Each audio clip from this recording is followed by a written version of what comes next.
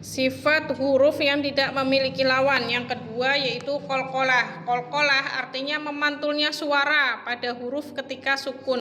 Yaitu ada 5 huruf ya. Baju di toko biasanya. Ba, jim, dal, to, qaf ya. Kelima huruf ini punya sifat yang sama yaitu jahar dan syiddah sekaligus ya. Dan kelima-limanya ini makhrajnya benar-benar tertutup. Ba, jim, dal, to sama qaf makhrajnya ketutup. Yang pertama ba, ep.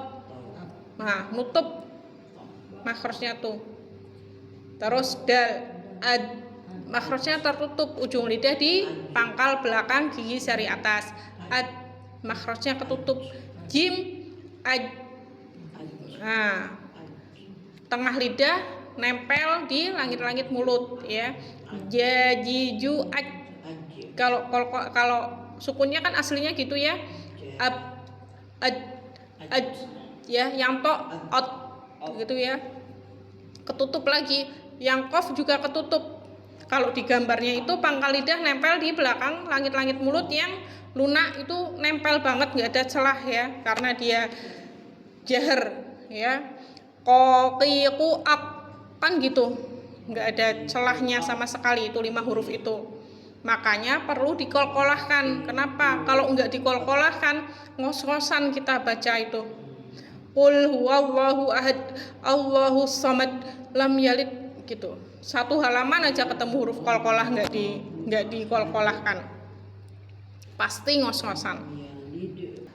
Nah, bunyinya qalqalah ini sesuai dengan sifat hurufnya yang dia isti'la atau istifal.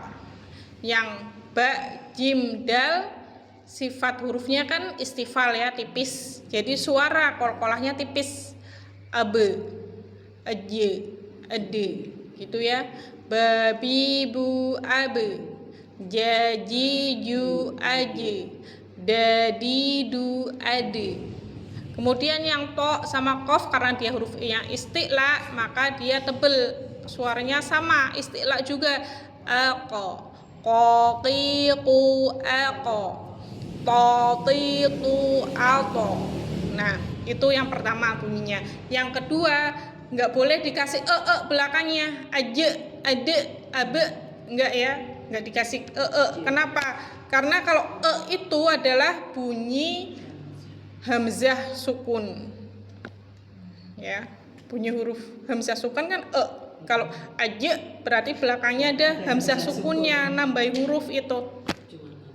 Khalaqo, nah itu nambahi huruf hamzah sukun. Khalaqo belakangnya kasih hamzah sukun, ada qaf, ada hamzah sukun gitu ya.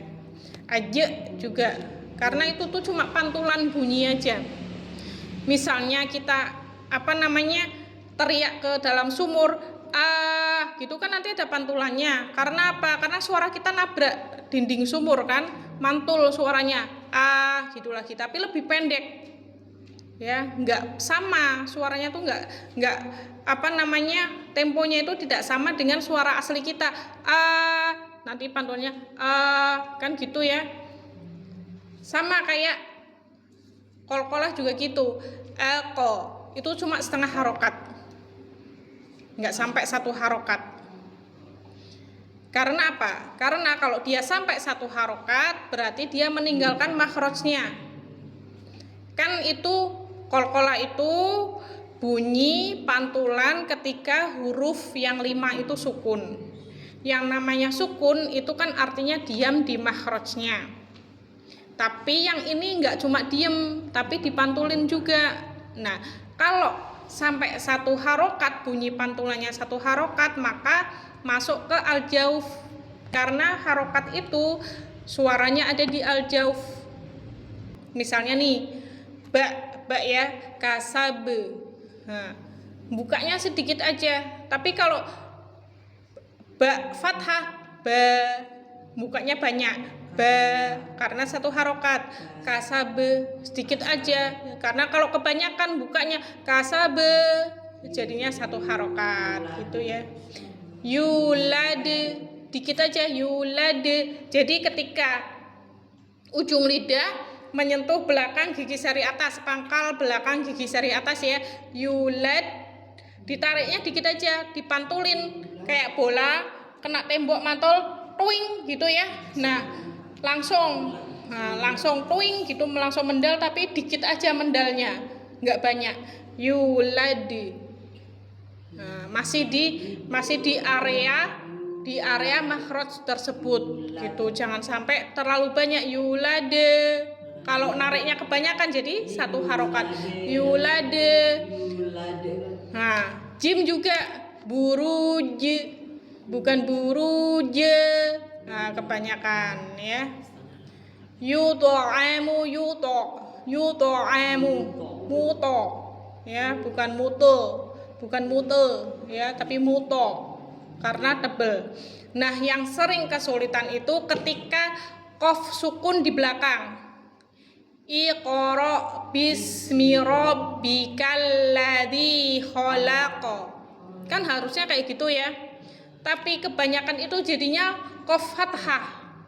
Khalaq gitu karena ragu-ragu. Padahal harusnya dia disukunkan dulu, khalaq baru qol-qolakan. Khalaq. Tapi jangan sampai masuk ke hamzah. Khalaq, jangan ada nya. Khalaq. Tapi bukan khalaq. Beda ya. Khalaq sama khalaq. Nah, yang satu disukunkan, yang satunya bukan dihamzahkan, tidak disukunkan. Khalaq itu lanya sendiri, ko-nya sendiri.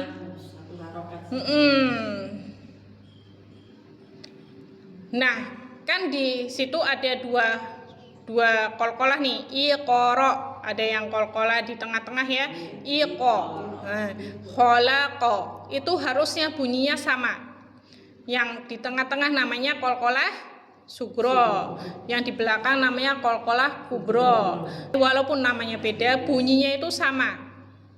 Iqra bismi rabbikal ladzi khalaq. Gitu, sama bunyinya. Bukan berarti yang kubro terus bunyinya lebih gede gitu, enggak ya. Enggak. Cuma letaknya aja. Iya, cuma letaknya aja yang sama, yang beda. Itu yang membagi huruf qalqalah menjadi dua. Karena ada pembagian yang empat huruf qalqalah. Yang pertama kan tadi ada, kan kalau tadi sugro sama kubro. Nah, kalau ini 4. Yang pertama asghar. Asghar itu ketika huruf tersebut harokat biasa. Nah, ba, ja, da gitu itu dihitung qalqalah. Tapi ketika dia harokat. Tapi ada qalqalahnya tapi dikit gitu. Kemudian di atasnya ada sugro tadi itu yang ada di tengah-tengah. Ya, sugro itu sukun asli berarti yang di tengah-tengah. Kemudian yang ketiga kubro yang tadi itu. Nah, kubro yang disukunkan karena waqaf ya.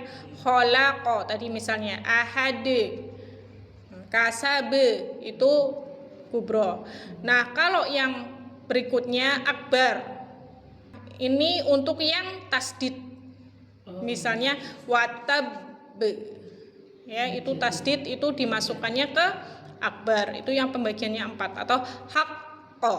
Nah, haqqo. Kalau tasdid kan berarti dia tahan dulu baru, berarti kan ada 2 huruf sukun ya. Yang satunya sukun, satunya berharokat, tapi karena waqaf jadinya sukun semua ya, haq. Jadi yang pertama disukunkan, yang kedua baru dipantulkan. Watab ya, bukan watab. Kalau itu cuma sukun to. Nah, kasab itu sukun to. Tapi kalau watab itu berarti ada 2 ba sukun. Nah, ya. Nah, itu yang dianggap sebagai qalqalah akbar, dimasukkan ke situ. Atau hajj ya, haji ya. Jimnya ada tasdidnya. Kalau buruj itu enggak ada tasdidnya, cuma sukun to. Tapi ini tidak lazim ya, pembagian yang 4 ini tidak lazim. Biasanya dipakai yang 2, yang sugro dan kubro saja gitu.